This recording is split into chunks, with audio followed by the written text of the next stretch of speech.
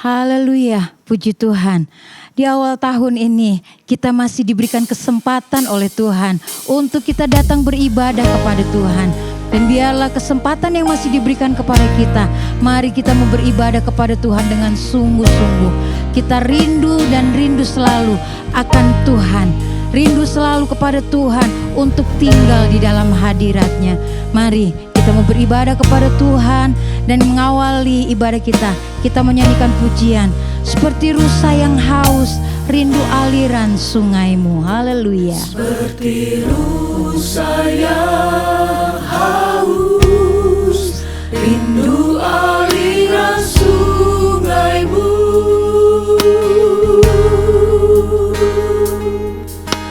Hatiku tak tahan menunggumu.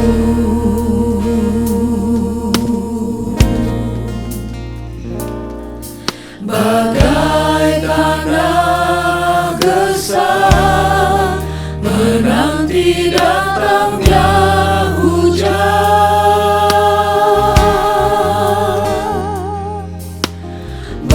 begitupun jiwaku Tuhan. Hanya Engkau pribadi yang mengenal hatiku. Amin. Haleluya. Pribadi yang mengenal hatiku, tiada yang tersembunyi bagimu. Seluruh isi hatiku Kau tahu, dan bawaku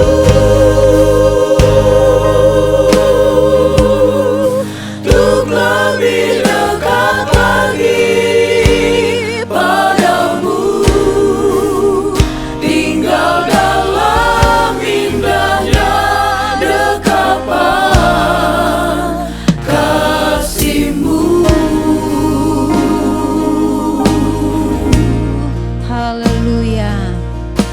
Seperti rusa yang haus, yang rindu aliran sungaimu, demikianlah jiwa kita rindu kepada Tuhan.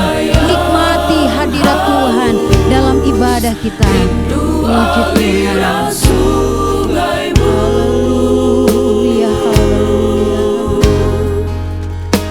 Hatiku tak tahan menunggumu.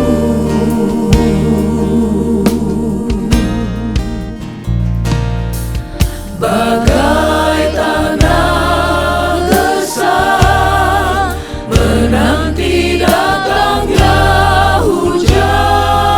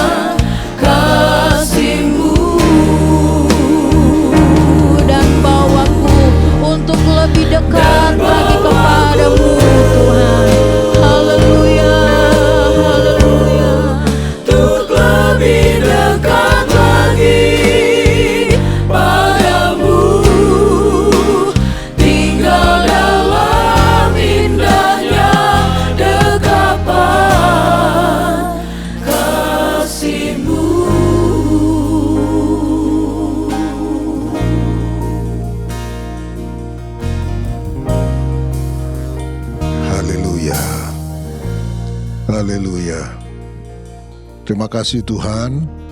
Terima kasih kalau di awal tahun ini Tuhan, di minggu yang pertama kami datang kepada Tuhan. Kami beribadah kepada Tuhan. Semua karena anugerah Tuhan dalam kehidupan kami. Semua karena kasih karunia, pertolongan, karena kebaikan Tuhan dalam kehidupan kami. Sehingga memasuki tahun yang baru ini Tuhan, kami dengan penuh sukacita kami datang kepada Tuhan. Kami beribadah, kami memuji, menyembah Tuhan, dan juga kami dengar firman-Mu. Tuhan, kami tahu Engkau hadir di tengah-tengah kami saat ini. Walaupun kami berada mungkin di rumah kami masing-masing atau di tempat yang lain, tetapi nyata bahwa Engkau ada bersama dengan kami, dengan kekuatan kuasa Roh Kudus-Mu yang selalu ada dalam kehidupan kami. Terima kasih Tuhan Yesus, terima kasih untuk waktu yang baik ini dan waktu yang indah ini, untuk kami bersekutu bersama-sama. Urapi kami semua Tuhan dalam ibadah ini, sehingga kami memperoleh berkat dari ibadah ini Tuhan Yesus. Terima kasih Bapa di sorga, kami akan mulaikan ibadah ini di dalam berkat nama Tuhan Yesus Kristus. Haleluya. Amin. Haleluya. Mari kita bersukacita, tinggikan Dia. Kita muliakan nama Tuhan. Mari kita mau nyanyikan pujian. Firman-Mu Tuhan, pelita bagi kakiku, janji-Mu terang bagi jalan-jalanku. Kita nyanyikan pujian ini. Haleluya. Firman-Mu Tuhan, pelita bagi kakiku,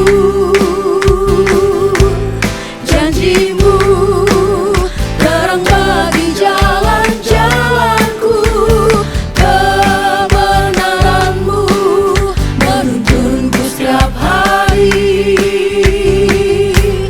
Ku menantikan-Mu, beri kekuatan baru. Ku kan terbang tinggi di awan bersama-Mu dalam kemuliaan. Sebab firman-Mu teguh menopang, ku kan aman dalam-Mu Tuhan. Haleluya. Firman-Mu Tuhan, pelita bagi kakiku. Puji Tuhan. Kakiku, janji-Mu terang bagi jalan-jalanku, kebenaran-Mu menuntunku setiap hari. Ku menantikan-Mu, beri kekuatan baru. Ku kan terbang tinggi di awan bersama-Mu dalam kemuliaan. Sebab firman-Mu teguh menopang, ku kan aman dalam-Mu Tuhan. Haleluya. Biarlah kita tetap terus bersukacita, sebab firman-Nya yang akan terus menuntun perjalanan kehidupan kita. Haleluya. Puji Tuhan. Dalam kemuliaan, sebab firman-Mu teguh menopang, ku kan aman dalam-Mu Tuhan. Ku kan aman dalam-Mu Tuhan. Ku kan aman dalam-Mu Tuhan. Haleluya. Bila ku pandang ini dunia, bikin hatiku selalu gelisah. Haleluya. Tapi kita ingat cinta Tuhan, kita ingat firman Tuhan. Haleluya. Tapi ku ingat sabda Yesus, bikin hatiku selalu bersuka. Bila ku pandang ini dunia, bikin hatiku selalu gelisah. Tapi ku ingat sabda Yesus, bikin hatiku selalu bersuka. Bila ku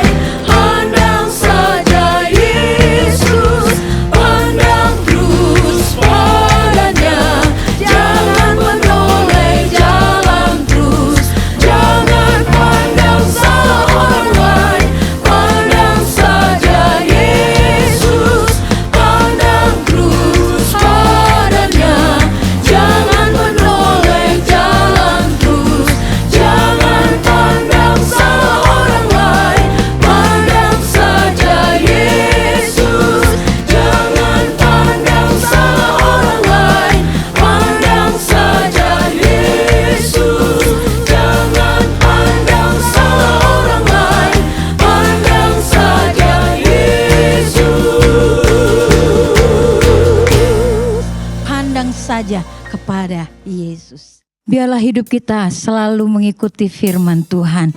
Itu yang menjadi kerinduan kita ketika kita membaca firman Tuhan, ketika kita mendengar firman Tuhan. Nyanyikan pujian, ku mau hidup turut kehendak Tuhan. Haleluya.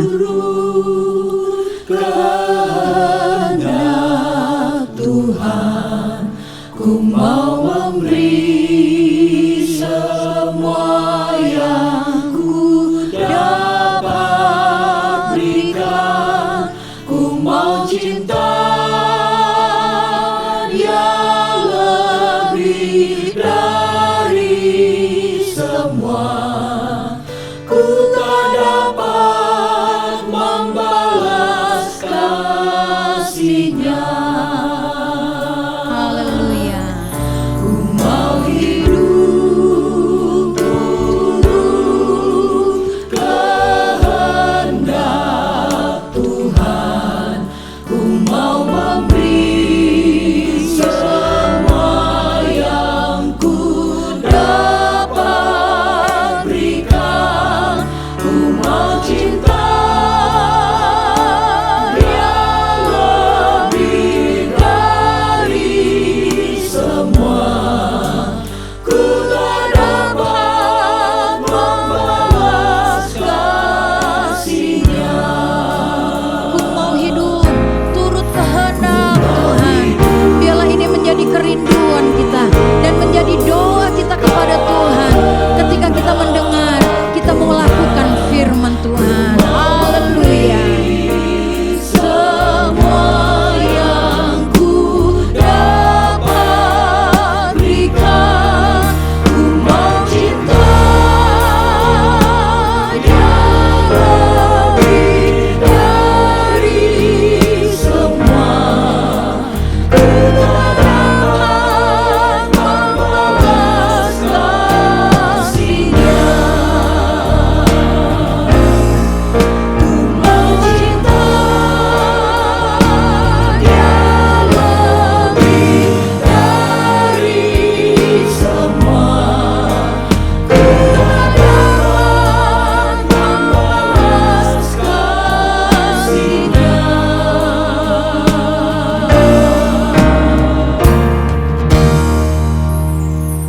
Haleluya.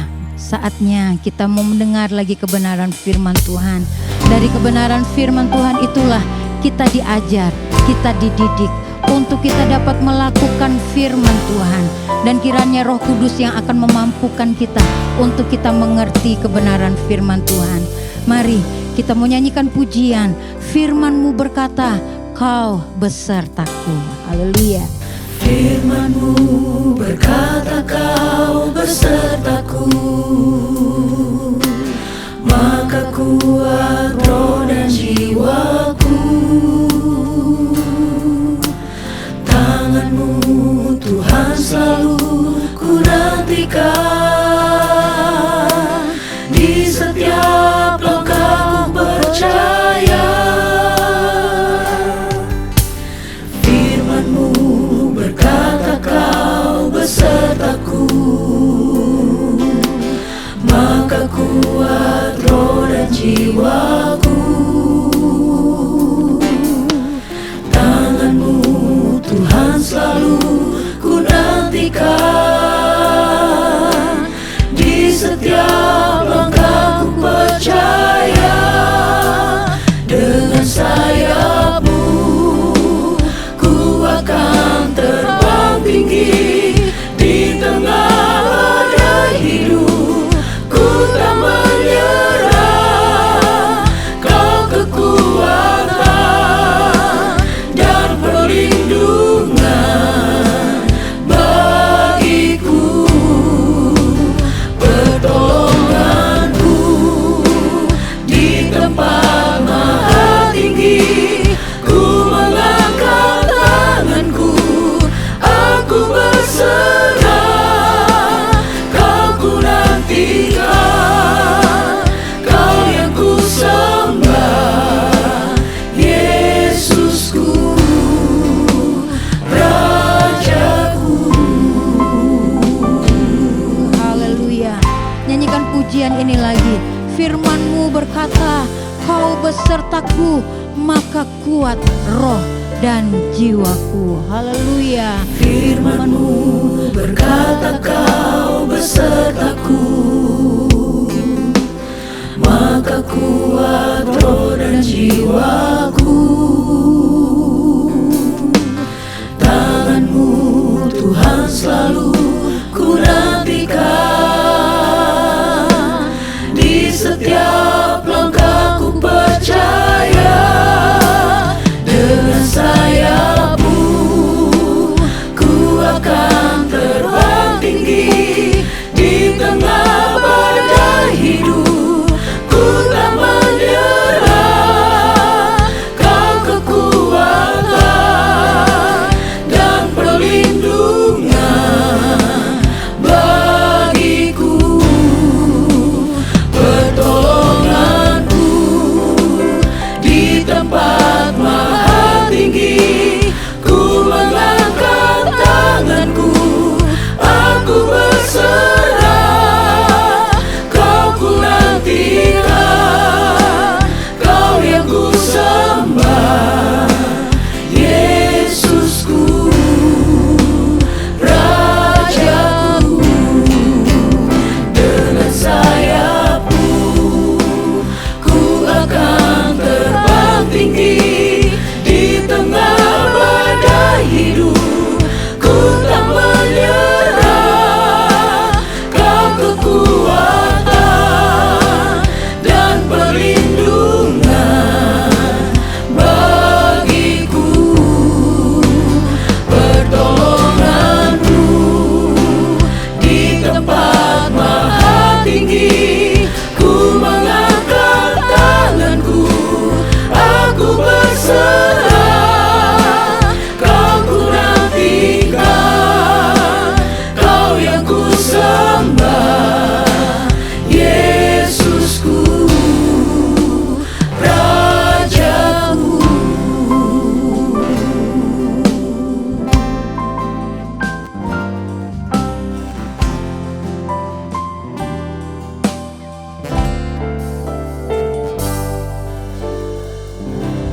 Bapa di sorga, kami bersyukur Tuhan atas kebaikan-Mu di dalam kehidupan kami Tuhan. Di mana kami ada sebagaimana kami ada Tuhan, berkat cinta kasih yang daripada-Mu Tuhan. Kami telah memuji memuliakan nama-Mu ya Tuhan.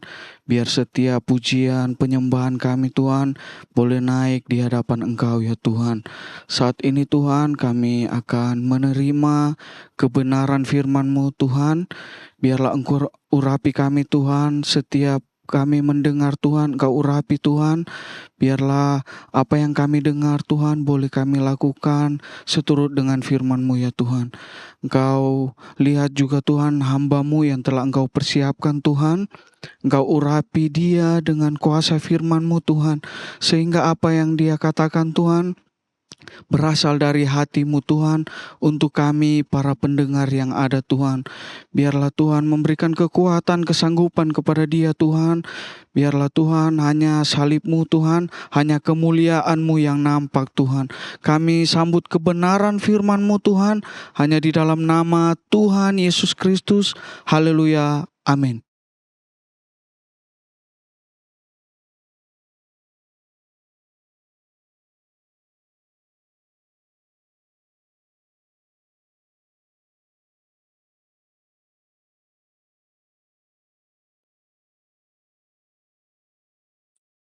Haleluya, haleluya, haleluya.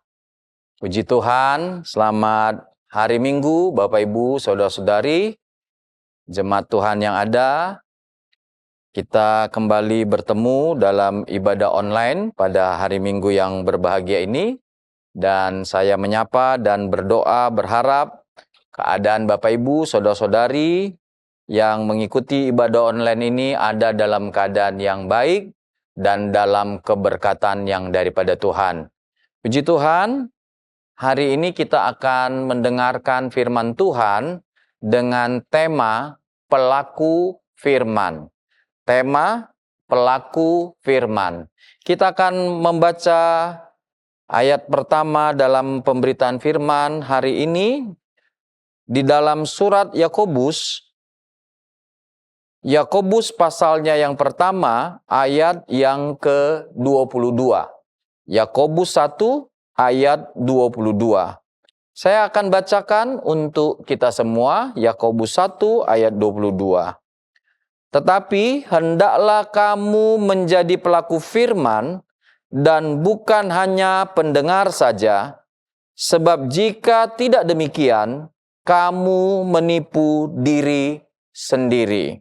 Puji Tuhan, ada satu nasihat yang indah dari Rasul Yakobus, pemimpin gereja Yerusalem pada saat itu, di mana dia memberikan nasihat kepada orang-orang Kristen Yahudi, orang Yahudi yang kemudian telah menjadi percaya dan menerima Yesus, yang pada saat itu kemudian tersebar atau kemudian mereka merantau ke daerah luar Israel karena berbagai alasan, dan salah satunya adalah penganiayaan yang terjadi terhadap jemaat Tuhan pada waktu itu dimulai dari kota Yerusalem. Yakobus kemudian memberikan nasihat kepada orang-orang Kristen Yahudi yang tentu kita ketahui sudah akrab dengan firman Tuhan, sudah akrab dengan Taurat. Kita ketahui Bapak Ibu Saudara-saudari, dari masa dini, dari usia dini, orang-orang Yahudi diajar untuk membaca, menghafal, dan membicarakan, mendiskusikan Taurat. Sehingga ketika mereka menjadi dewasa, maka firman atau Taurat Tuhan itu menjadi sesuatu yang akrab bagi mereka. Mereka tahu itu, mereka kenal itu, mereka hafal itu, bahkan tidak jarang dari mereka yang kemudian senang mengutip firman Tuhan. Mereka jadikan kemudian ya sebagai tulisan yang mereka pegang. Mereka kemudian ada yang kemudian menulis kembali firman Tuhan itu. Jadi seperti ayat Alkitab, peraturan-peraturan Taurat itu ditulis oleh mereka. Karena dengan menulis, mereka juga bisa menghafal, menguasai, ya kemudian mereka bisa menaruh di pikiran mereka dan menjadi sesuatu yang mempengaruhi hidup mereka. Terlebih lagi ketika bangsa Yahudi, Kristen Yahudi ini kemudian ya terdiaspora, tersebar ke daerah-daerah di luar geografis Israel atau Yahudi, maka mereka kemudian ya memiliki keinginan yang lebih kuat lagi untuk mendiskusikan, untuk kemudian membicarakan, untuk kemudian mengkaji firman Tuhan itu. Karena kita ketahui ya mereka kan ada dalam perantauan. Sehingga mereka pasti mempunyai semangat untuk mempertahankan iman percaya mereka, mempertahankan firman Tuhan yang mereka punyai itu, dengan mereka kemudian mengambil waktu membicarakan firman itu, mendiskusikan, mengkaji firman Tuhan itu, sehingga mereka mempunyai waktu-waktu yang tetap di dalam membicarakan, di dalam mengkaji firman Tuhan itu. Dan kalau begitu kita bisa menyimpulkan Bapak Ibu Saudara-saudari bahwa penerima surat Yakobus ini adalah orang-orang Yahudi, orang-orang Kristen Yahudi yang memang sudah mengenal, cukup akrab dengan Alkitab ini, cukup akrab khususnya dengan Taurat. Cukup akrab dengan Perjanjian Lama, cukup akrab juga ya tentu dengan ajaran-ajaran dari Tuhan Yesus. Mereka banyak membicarakan, banyak kemudian menghafalkan, banyak kemudian mengetahui firman Tuhan ini. Tetapi Rasul Yakobus kemudian mengingatkan kepada mereka, menasehatkan kepada mereka bahwa jangan hanya mendengar firman. Baik sekali ketika kita banyak mendengar firman, baik sekali kalau kita banyak mengutip firman, baik sekali kalau kita banyak mempelajari firman, kita punya waktu khusus untuk mendengar firman, membaca firman, mempelajari firman, bahkan mungkin kita mempunyai komunitas untuk mendiskusikan firman, mempelajari firman. Tetapi kalau hanya sampai di tahap seperti itu, maka itu belum sesuai dengan kehendak Tuhan.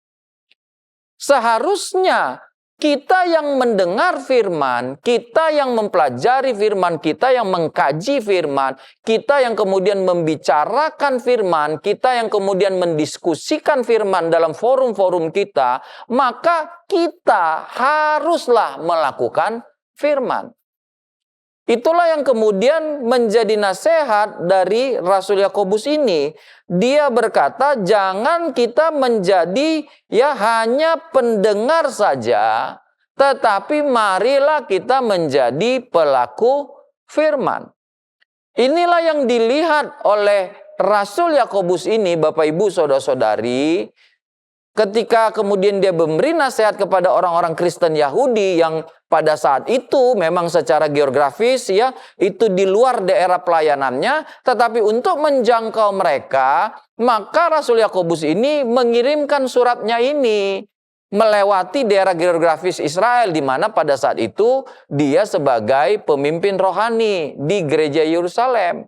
Jadi kemudian dia menyampaikan bahwa dia tahu keadaan jemaat Kristen Yahudi, mereka mengenal firman, menghafal firman, senang membicarakan firman, senang kemudian mengkaji firman dalam forum-forum mereka, tetapi jangan hanya berhenti pada hal-hal tersebut. Tetapi hendaknya mereka kemudian menjadi pelaku firman.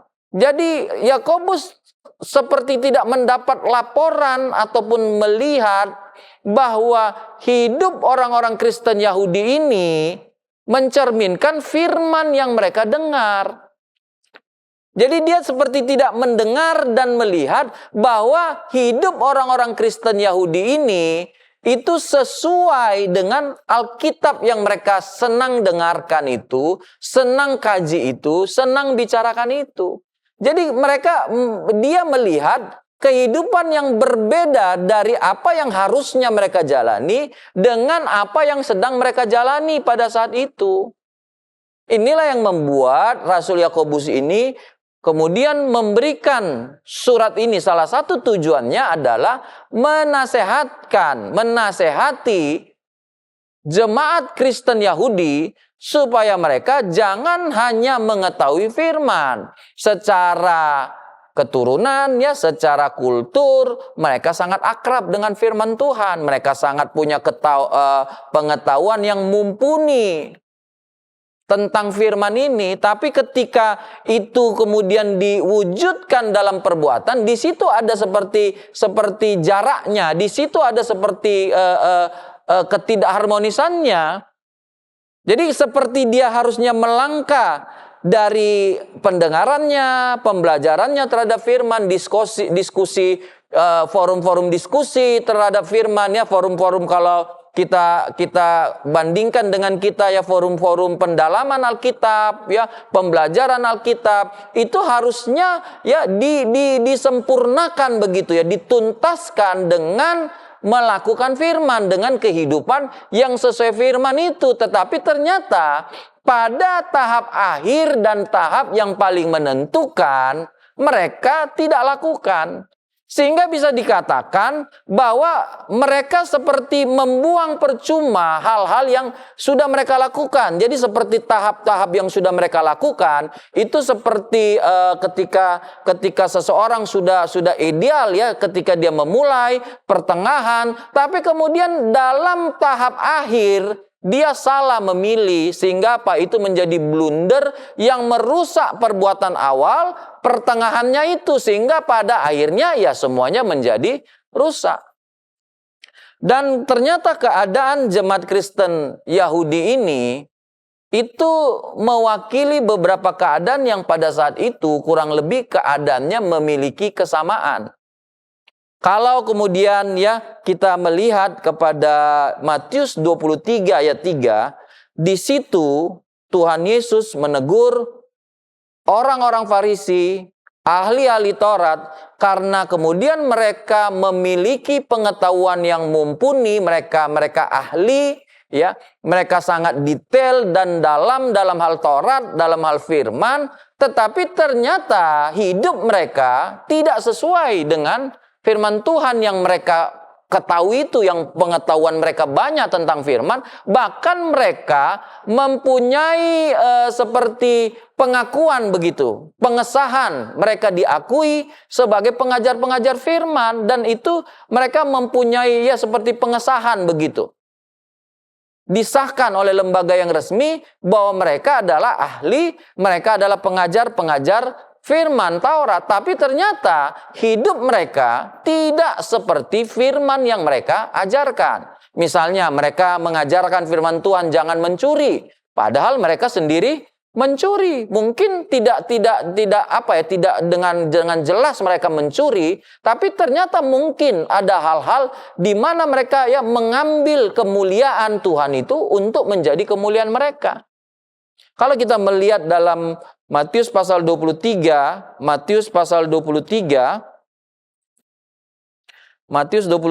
ayat yang ketiga, ada nasihat firman Tuhan di Matius 23 ayat 3, sebab itu turutilah dan lakukanlah segala sesuatu yang mereka ajarkan kepadamu, tetapi janganlah kamu turuti perbuatan-perbuatan mereka, karena mereka mengajarkan tetapi tidak melakukannya. Kita melihat hal yang mirip ya dengan orang-orang Kristen Yahudi. Mereka mempunyai pengetahuan ya, budaya, kultur ya, budaya bahwa Taurat itu dari hafalan ya, dari kecil usia dini mereka sudah suka membaca ya, menghafal firman Tuhan. Itu sangat baik kalau sekarang kita mempunyai sistem pendidikan bahwa anak-anak kita kemudian kita budayakan mereka untuk membaca Alkitab ini, misalnya ya 1 pasal sehari. Dan bukan hanya dibaca, kemudian mereka coba mengkaji, mereka coba kemudian menyusun ulang dengan kata-kata mereka, menemukan pesan-pesan dalam Alkitab ini dan kemudian menghafalkannya. Bukankah itu sesuatu yang sangat baik? Bukankah ya sistem pendidikan rohani yang Bapak Ibu Saudara-saudari dan saya harus kembangkan dalam pribadi maupun rumah tangga kita, itu baik untuk kita tiru seperti itu. Tetapi tidak cukup firman Tuhan ini hanya menjadi pengetahuan. Tidak cukup firman Tuhan ini hanya menjadi forum diskusi. Tidak cukup firman Tuhan ini hanya menjadi sesuatu yang senang kita dengarkan. Karena apa? Memang harus kita akui, karena mengandung berita yang baik. Tidak ada berita baik sebaik firman Tuhan. Di tengah persoalan kita, di tengah keputusasaan kita, bahkan di tengah kehancuran kita. Berita baik mana lagi yang menjanjikan bahwa ada pemulihan, bahwa masih ada harapan. Bahwa ya di tengah hancur sehancur-hancurnya, ya berita mana yang menyatakan masih bisa dipulihkan? Di tengah sakit penyakit yang begitu parah, siapa lagi yang bisa menjanjikan bahwa ada kesembuhan selain berita firman? Di tengah persoalan yang ruwet begitu ya, kusut kayak benang yang kita nggak tahu mana ujungnya ya. Tetapi ketika kita dengar firman, ada seperti harapan bahwa kita bisa ditolong. Berita mana lagi? Siapa lagi yang bisa sampaikan berita seperti itu? Sehingga ketika kita mendengar firman Tuhan ini kita senang memang. Tetapi kadang-kadang kita hanya sampai di senang. Kadang-kadang ya kita sampai ya ketika kita dengar firman Tuhan itu menjanjikan lah ya. Tapi ketika kemudian itu berlanjut untuk kita imani, di situ menjadi goyang. Kita melihat keadaan kita, mana mungkin. Kita melihat ke firman Tuhan, ada harapan. Ketika berjalan akhirnya ya kita pilih nggak percaya juga. Kenapa? Ya begitu kuat ini kedagingan kita, pribadi kita ini, pendapat kita ini. Sama ketika kemudian kita diminta percaya, ya ini nggak usah sampai kita membicarakan soal moralitas ya. Iman aja dulu ya, mengenai iman. Kita diminta percaya padahal ya waktunya ya hampir tinggal sehari ini lagi. Bagaimana? Orang semua sudah bilang tidak mungkin. Tapi kita diminta percaya pada firman. Diminta untuk berdiam. Sedangkan kita bekerja saja kita nggak bisa tolong, apalagi berdiam. Jadi ketika kita mendengar, mengetahui, mengkaji, mendiskusikan, tapi pada akhirnya yang menentukan adalah apakah kita melakukan atau tidak. Jadi kalau kita lihat ahli-ahli Taurat, orang-orang Farisi, ya bisa jadi pengetahuan mereka terhadap firman ini jauh lebih baik dari kita. Jauh lebih baik dari saya. Penguasaan mereka terhadap ayat-ayat Alkitab, kata-kata, letaknya, ya latar belakangnya, tujuan penulisannya, pesan-pesannya, lalu bagaimana ya tinjauan teologis, ya ilmiah pada waktu itu. Mungkin mereka mempunyai hal yang jauh di atas kita. Tetapi pada pelaksanaannya, di situ kegagalan mereka. Dan inilah yang dilihat oleh Rasul Yakobus ini, sehingga dia memberi masukan sebagai pemimpin rohani, khususnya gereja-gereja Yahudi pada saat itu, pemimpin Yerusalem pada saat itu. Walaupun secara geografis, 12 suku ini, ya jemaat yang kepada mereka ditujukan surat Yakobus ini sudah terletak di luar daerah geografis Israel, tetapi dia coba melayani mereka, coba memberi masukan kepada mereka lewat suratnya ini. Jadi keadaan ini ternyata masih kita temukan.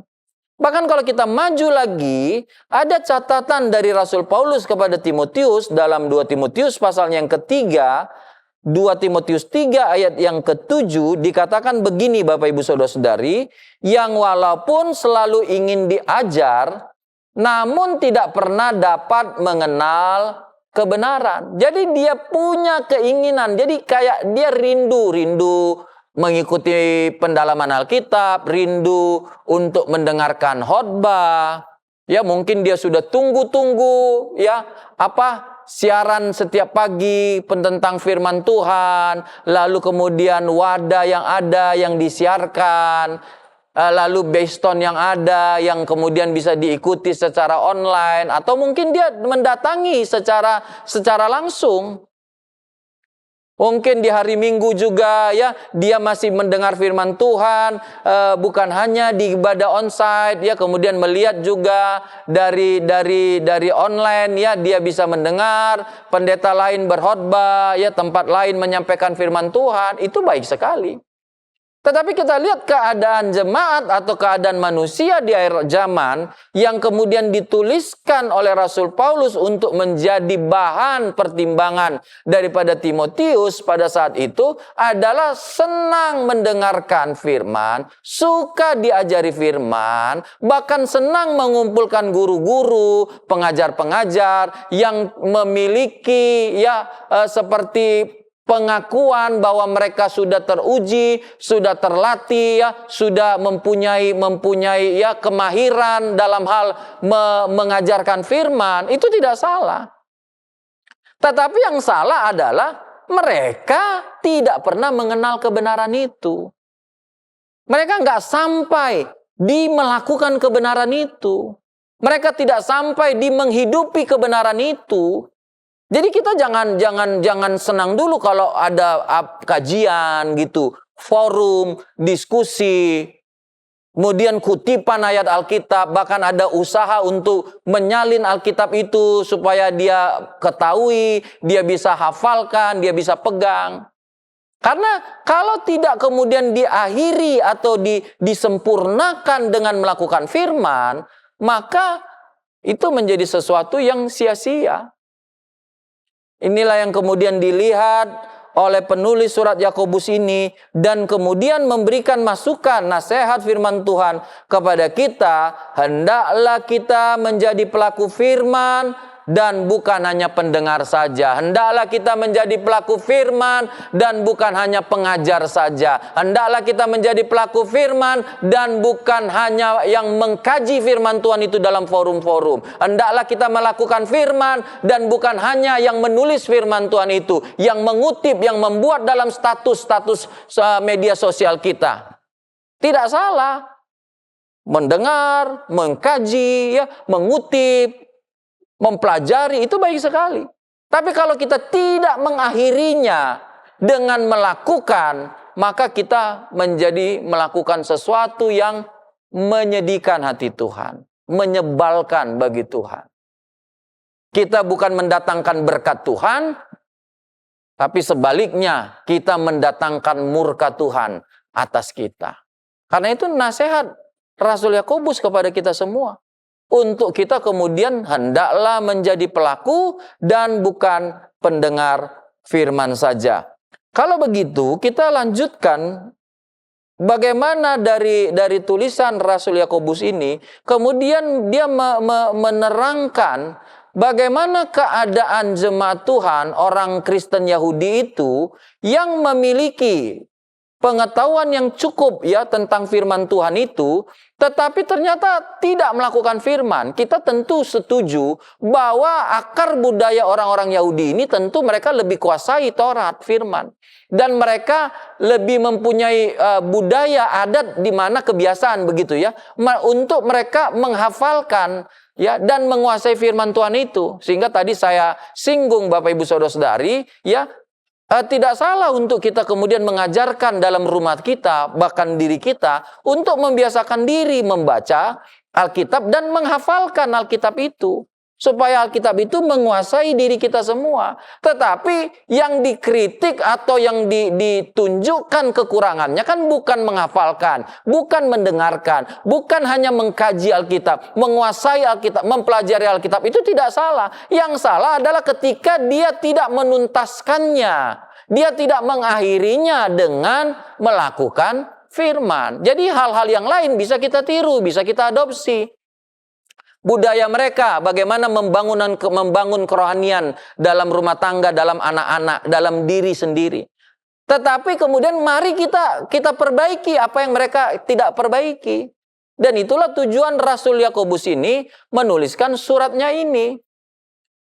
Dia kemudian memberikan beberapa catatan, Bapak Ibu ya, saya tidak akan baca ayatnya, tapi saya akan sampaikan Bapak Ibu Saudara-saudari keadaannya, lalu nanti kita lihat ya, bahwa kemudian dia melihat hal yang kotor dan kejahatan yang begitu banyak itu masih melekat pada diri mereka. Yakobus 1 ayat 21, mari kita lihat ya, nanti kita akan rinci apa-apa saja kejahatan dan hal yang kotor yang masih ada pada mereka, tentu tidak semua, tapi beberapa untuk menjadi contoh bagi kita semua.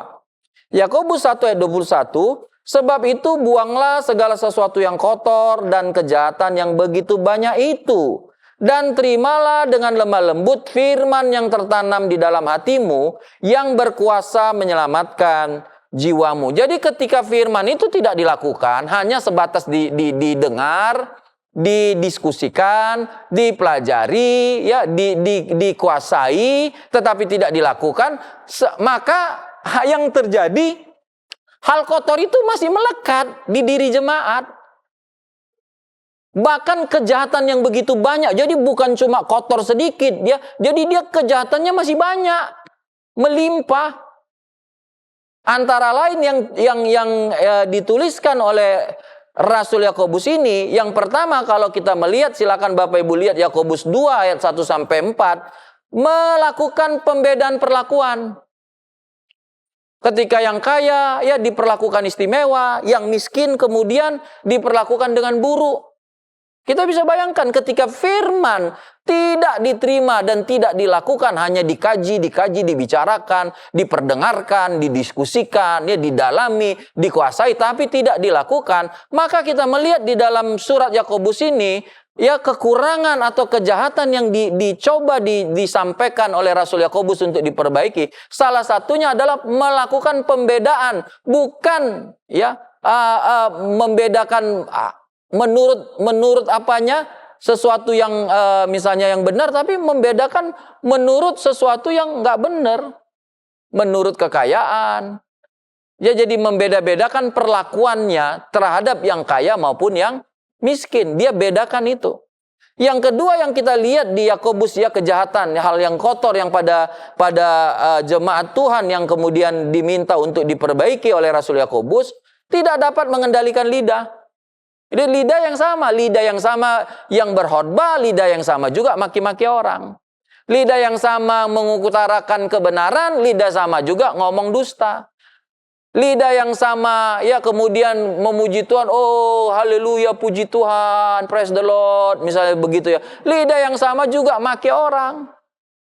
Lidah yang sama dia ngajar Alkitab ya, mimpin pujian dan whatever lah pelayanan ya. Lidah yang sama juga ya, lidah pendusta. Kenapa hal itu terjadi? Karena firman tidak dilakukan. Diperdengarkan? Iya. Diajarkan? Iya. Bahkan tadi saya katakan dikaji. Tapi ternyata kita lihat lidah tidak bisa dikendalikan. Lalu ya ada iri hati, mementingkan diri sendiri, sombong. Yakobus 3:14, 4 ayat 6 sampai 7. Ini jemaat Tuhan loh, kita nggak bicara di luar jemaat, ini jemaat Tuhan. Ada ya jemaat Tuhan mementingkan diri sendiri, ada jemaat Tuhan yang sombong, khususnya yang ditulis ya kepada siapa surat Yakobus ini ditujukan. Ada yang iri hati satu dengan yang lain. Perselisihan kalau kita bahas kemudian lagi. Ada pertikaian. Kenapa itu terjadi? Firman tidak dilakukan, cuma diketahui, didengar, ya suka untuk diajarin firman, tapi nggak dilakukan. Bahkan berani untuk memanggil ya, mendatangkan guru-guru yang memiliki kompetensi yang diakui banyak orang begitu mengajar firman. Tetapi ya tidak dilakukan apa yang diajarkan ke mereka. Lalu Yakobus 2 ayat 14, iman tanpa perbuatan. Jadi bilang percaya, ya aku mengasihi, tapi ketika lihat kawannya lapar, nggak kasih makan. Lihat temannya telanjang, nggak kasih pakaian. Itu terjadi di jemaat Kristen Yahudi. Jadi Bapak Ibu Saudara-saudari dan lain-lain ya, masih ada beberapa lain ya, tapi tentu kita tidak menyampaikan hal itu ya. Yang kita fokuskan adalah mengapa hal itu terjadi, karena mereka hanya mendengar, hanya mengetahui, hanya mempelajari, hanya menguasai firman secara pengetahuan, tetapi pengetahuan itu tidak diwujudkan dengan kehidupan nyata yang bisa dilihat ya, bagaimana firman itu menjadi perkataan, menjadi tujuan, menjadi karakter, menjadi sifat daripada orang-orang percaya itu. Yang kedua, ketika mereka mendengar tetapi tidak melakukan, mereka disebut menipu diri mereka sendiri. Kalau kita baca Yakobus pasal 1 ayat 22 sampai 24, Yakobus pasal 1 ayat 22 sampai 24, tetapi hendaklah kamu menjadi pelaku firman dan bukan hanya pendengar saja, sebab jika tidak demikian kamu menipu diri sendiri.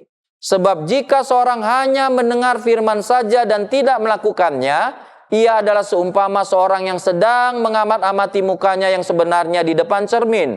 Baru saja ia memandang dirinya, ia sudah pergi atau ia segera lupa bagaimana rupanya. Jadi orang yang tidak melakukan firman Tuhan, yang dia dengar, yang dia pelajari, yang kemudian dia kuasai, yang dia kaji, ya, yang dia hafalkan, yang dia kutip, ya, itu sama dengan orang yang menipu dirinya sendiri. Jadi yang dia tipu bukan orang lain, karena apa? Dia mendengar tapi tidak melakukan firman. Dia mengetahui, ya, dari firman yang dia dengar, bahwa dia harus beribadah, tetapi kemudian dia tidak beribadah. Siapa yang dia tipu? Ya dirinya. Dirinya mendengar, telinganya mendengar, pikirannya mengetahui bahwa dia harus ngomong jujur, tapi kemudian dia tidak jujur. Siapa yang dia tipu? Dirinya. Hatinya, dirinya berkata bahwa dia harus hidup kudus, tapi kemudian dirinya sendiri yang tidak hidup kudus. Telinganya dengar itu bahwa dia harus hidup kudus, tapi dia tidak lakukan. Siapa yang dia tipu? Bukan orang lain, dirinya sendiri. Kejahatan yang begitu besar. Ketika kita melakukan kejahatan ya pada diri kita sendiri. Kalau diri kita saja kita tipu, bagaimana lagi orang lain? Jadi kita tahu bahwa ketika kita mendengar firman Tuhan, ketika kita mengkaji firman Tuhan, ketika kita menulis firman Tuhan, ketika kita mengutip firman Tuhan, maka kita tahu bahwa kita harus melakukan. Jadi dengan urapan firman itu diberitahukan, itu firman Tuhan, bukan pendapat manusia. Kita tahu, kita dengar, oh saya harus lakukan ini. Tapi ternyata kita merasa kita tetap rohani, sekalipun kita tidak lakukan. Kita merasa, ya is okay, baik-baik saja. Saya mengkaji saja, saya menguasai saja firman. Tetapi tidak menghidupinya. Jadi kan, siapa yang nggak kita dengar? Diri kita sendiri. Karena apa? Diri kita yang dengar firman itu. Tapi diri kita sendiri juga yang memutuskan untuk tidak melakukan. Dan kita menganggap hal itu oke saja, baik-baik saja. Lalu kita lihat ya umpamanya seorang yang sedang mengamat-amati mukanya yang sebenarnya depan cermin. Lihat dalam cermin kan. Maka cermin itu akan memberitahukan keadaan kita. Kesalahannya, kekurangannya, baju mungkin belah sini terlalu ya ke kanan, sebelah jadi nggak balance kiri dan kanan, ya mungkin rambut kurang rapi, ya kacamata kotor begitu ya. Tapi setelah kita ketahui, lalu di ayat Alkitab katakan kita segera pergi dan melupakan. Kan harusnya ketika kita bercermin, Bapak Ibu Saudara-saudari, dan kemudian kita diberitahukan oleh cermin itu, rambut kita masih kurang rapi, ya kita ambil sisir dong. Ya kita nyisir lagi dong. Ya kalau misalnya entah apalah wanita lipstiknya ya udah bukan di bibir, misalnya nyampe ke sini, ya masa biarin aja, ya masa bodoh. Enggak dong, harusnya ambil apa kayak tisu kek, apa, lalu apa ya dong, diberesin dong. Jadi masa lipstik udah sampai ke pipi begitu dibiarin aja. Jadi ngapain bercermin? Ngapain kita periksa diri kita? Di cermin, sudah rapikah Anda? Kan dulu kalau ada cermin kan tulisan, sudah rapikah Anda? Kita sudah tahu, kemudian cermin memberitahu. Kita lihat dari cermin, diri kita belum rapi, tapi kita segera pergi dan lupa masa bodoh. Ya, mau rambut kayak mana, mau apa, emang gue pikirin.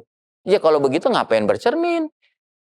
Ngapain beli cermin? Ngapain cermin ada di rumah kita? Dibuang aja. Kalau kita memang mau lupa dan masa bodoh, nggak peduli ya dengan itu, ya nggak usah punya cermin. Jadi kalau kita mendengar firman, tapi kita nggak melakukan, sumpama seperti itu.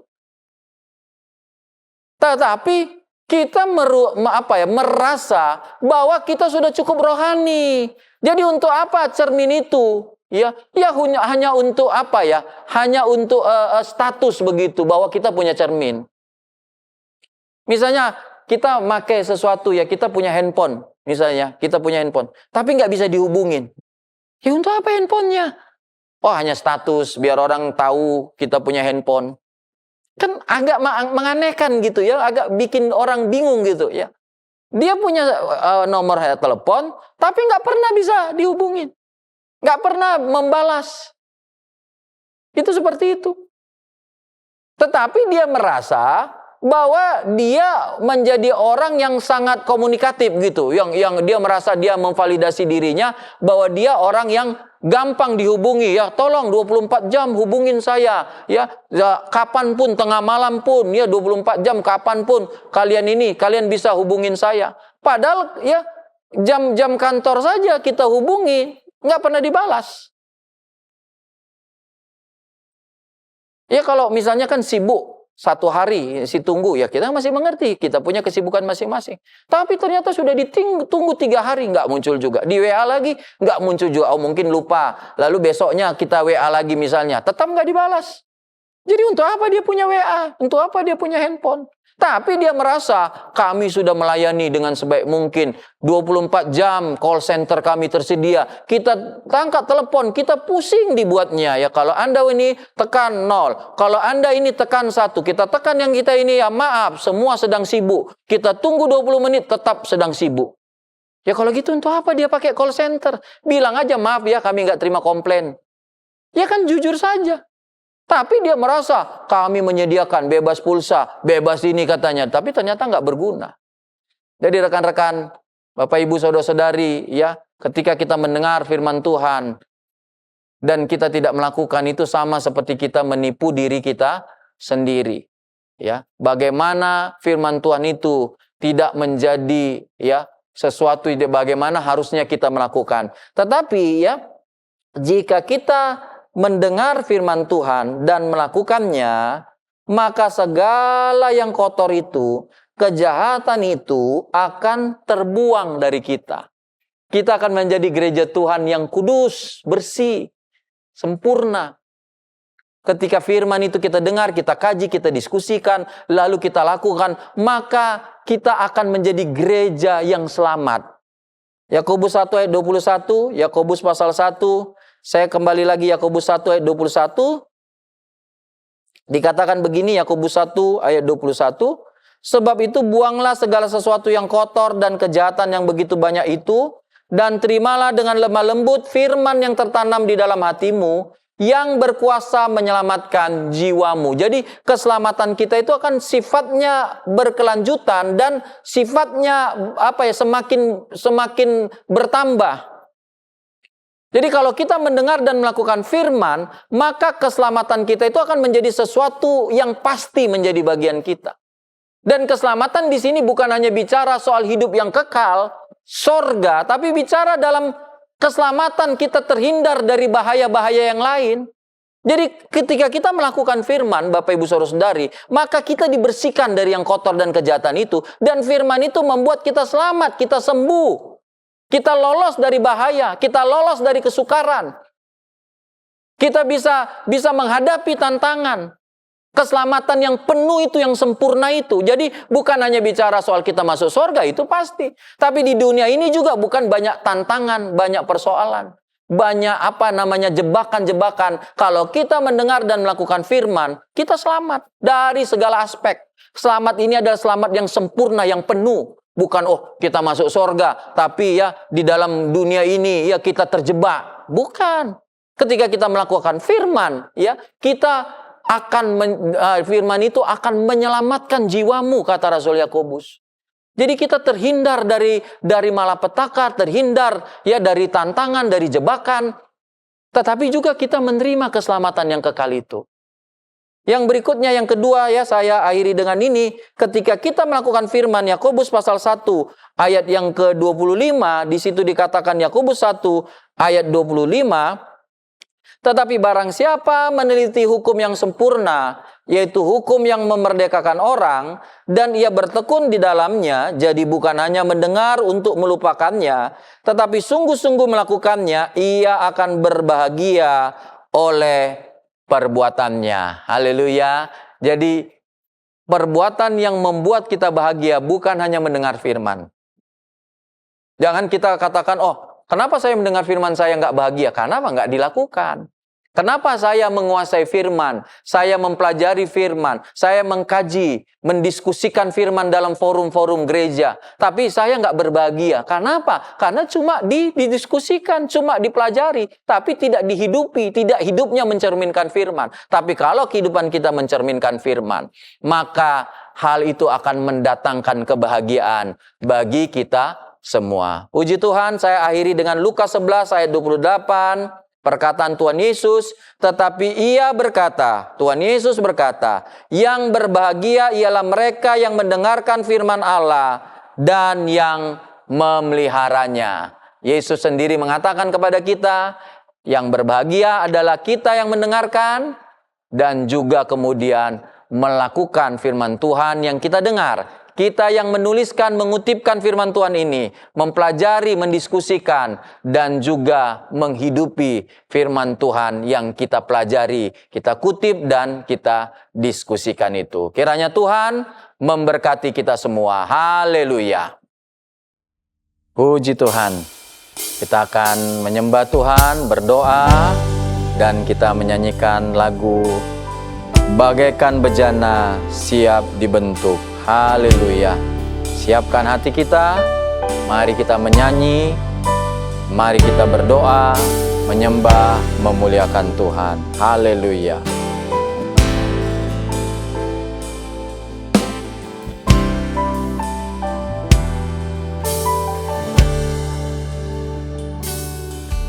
Bagaikan bejana siap dibentuk, demikian hidupku di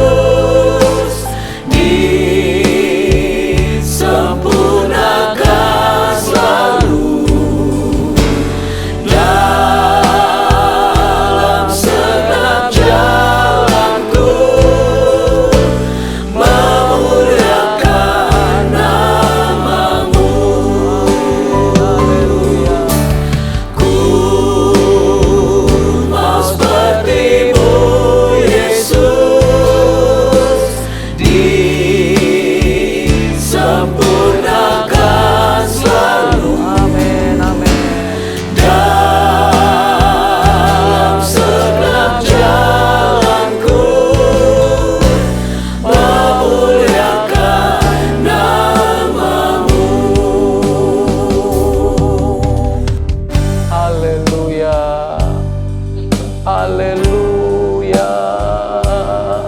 Kami mau seperti-Mu Tuhan. Kami mau menghidupi firman-Mu. Haleluya. Terima kasih untuk firman-Mu. Terima kasih untuk berita dari sorga. Terima kasih untuk karakter sifat-sifat yang Kau ajarkan dalam firman-Mu. Begitu luhur, begitu mulia, begitu baik Tuhan. Kami mau menghidupinya, kami mau melakukannya Tuhan. Haleluya. Engkau mengajari kami Tuhan. Engkau merubah hidup kami. Engkau mau jadikan kami mulia. Engkau mau menjadikan kami anak-anak-Mu, bahkan menjadi seperti-Mu Tuhan. Haleluya, haleluya. Terima kasih Tuhan. Terima kasih untuk firman-Mu. Kami terima firman yang Kau tanam dalam hati kami. Kami tidak menolaknya Tuhan. Terima kasih kalau hati kami mengajar-ajari kami Tuhan. Biar kami lakukan, biar kami taati. Haleluya, haleluya. Mau seperti-Mu Yesus. Amin. Amin. Teruslah ajar-ajari kami Tuhan. Teruslah nasihati kami. Teruslah sampaikan firman-Mu. Kami mau terus belajar. Kami mau terus disempurnakan. Haleluya. Mau seperti-Mu Yesus.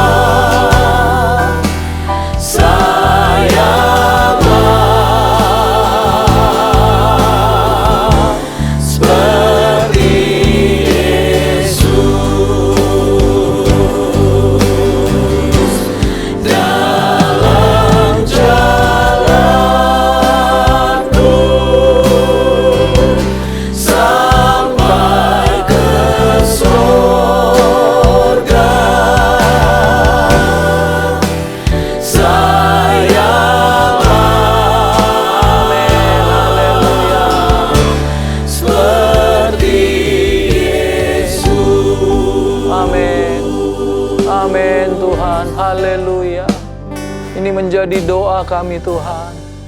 Ini menjadi permohonan kami kepadamu.